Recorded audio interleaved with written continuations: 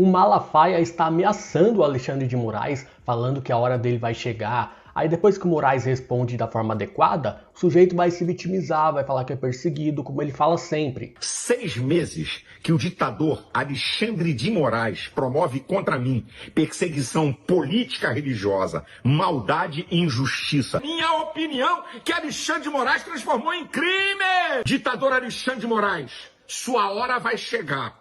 Ou pela justiça dos homens, ou pela justiça de Deus, em nome de Jesus, ou pelas duas, sua hora vai chegar e sua casa vai cair em nome de Jesus, pelo bem do Brasil. Não tem nem vergonha na cara de usar o nome de Jesus em causas políticas. É o tempo todo isso, sempre fazendo militância para a extrema-direita e usando o nome de Deus e de Jesus em vão. O que Jesus tem a ver com os crimes, com as patifarias que esse suposto pastor faz, esse falso pastor? Jesus pensava completamente o oposto do que ele e os bolsonaristas pensam. Jesus era do amor e da paz, não da guerra, não das armas, não da violência. Jesus era a favor da distribuição de renda, da partilha das riquezas, algo completamente contrário do que os bolsonaristas fazem. Eles sempre votam contra os programas sociais que o governo Lula cria. Pastores como Malafaia só querem ganhar dinheiro, enriquecer, usando a fé genuína do nosso povo, usando a religião, que eles sequer se importam mais, para conseguir isso. Por isso que eles fazem propaganda para a extrema-direita, porque é a extrema-direita que passa pano para essa patifaria. A esquerda sabe o que eles tentam o tempo todo fazer nas igrejas e não cai nessa. A gente tem que se aproximar da base dos evangélicos, não de pastores canalhas como esse. Que é a prova de que o Malafaia hoje em dia não é mais pastor e só faz pregação política dentro das igrejas? Olha esse vídeo onde ele gravou, num culto recente, falando de política, onde ele deveria falar de Jesus, de Deus, de valores cristãos. Falar mal de pastor é mole.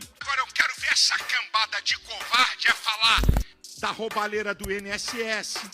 Eu quero ver essa cambada falar de ministros envolvidos em Banco Master, falar de Alexandre de Moraes, falar de Dias Toffoli, atacar esse governo corrupto. Eu quero ver essa gente falar! Isso aí foi num culto. O que isso tem a ver com Jesus, com Deus? Ele falar de escândalo de INSS, além de misturar política com religião, algo que não deveria acontecer ainda mais dentro das igrejas, ele ainda faz manipulação política. Não tem sequer a coragem de falar a verdade. O escândalo do INSS está diretamente ligado a pastores corruptos, como o Valadão. A própria Damares apresentou a lista de vários pastores corruptos envolvidos nesse caso. Os caras estavam criando bancos para aproveitar esse esquema e ganhar ainda mais dinheiro. E pior, dinheiro das pessoas mais humildes, idosas, que às vezes nem sabem como se defender. O Malafaia não teve sequer a coragem de falar nos cultos dele que tem pastores corruptos, que eles existem para as pessoas tomarem cuidado, que elas estão inclusive nessa corrupção do INSS, que todo mundo sabe, todo mundo conhece, roubando dinheiro dos aposentados, dos idosos. Se ele tivesse minimamente preocupado em combater a corrupção nas igrejas, ele faria esse esclarecimento para o público dele. Governo corrupto? Se olha no espelho, Malafaia. Outro que entrou na moda de usar as igrejas evangélicas para conseguir voto, para fazer campanha, é o Sérgio Moro. O pastor Sérgio Moro agora. Nunca pisou numa igreja, mas como é ano eleitoral e ele quer ser governador do Paraná, ele foi lá.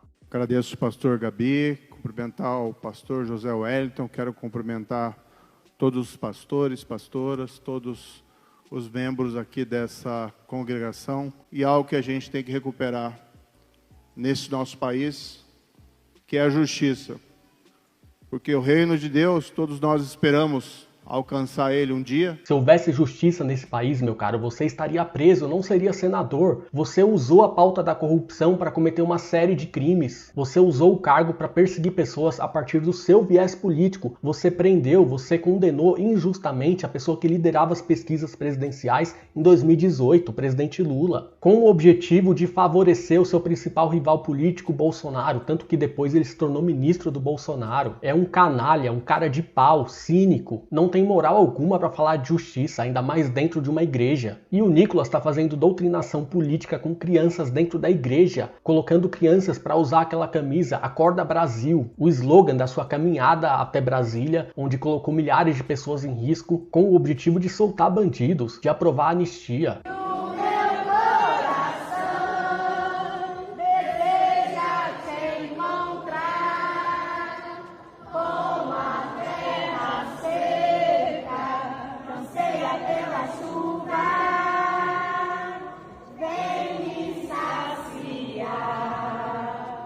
Oh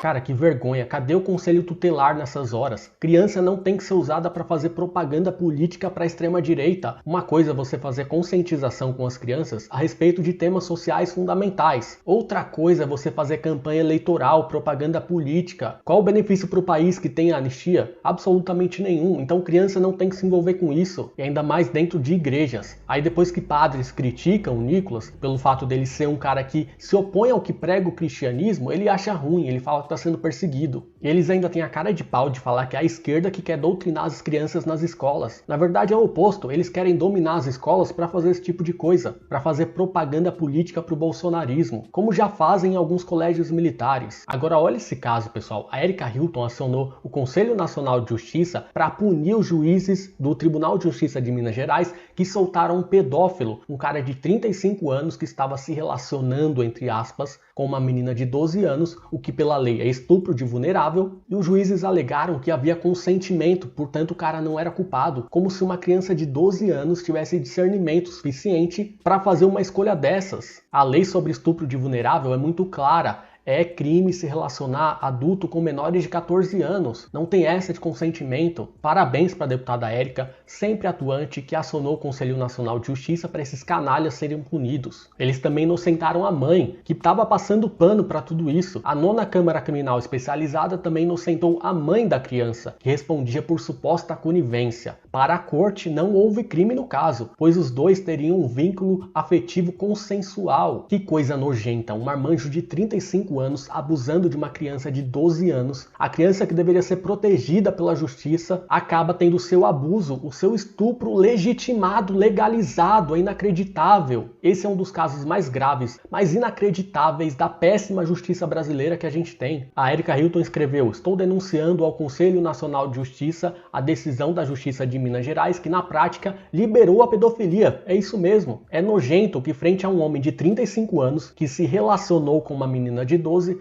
a justiça diga que não há crime e sim formação de família. Não há família aí, há pedófilo e vítima. E não há um relacionamento, há um crime de estupro de incapaz, de vulnerável. A gente precisa pressionar para que essa barbaridade seja revertida, esse canalha de 35 anos e a mãe que passou pano sejam punidos. Se inscreve no canal, ativa as notificações. Aqui a gente vai sempre combater a extrema direita e esse tipo de barbaridade.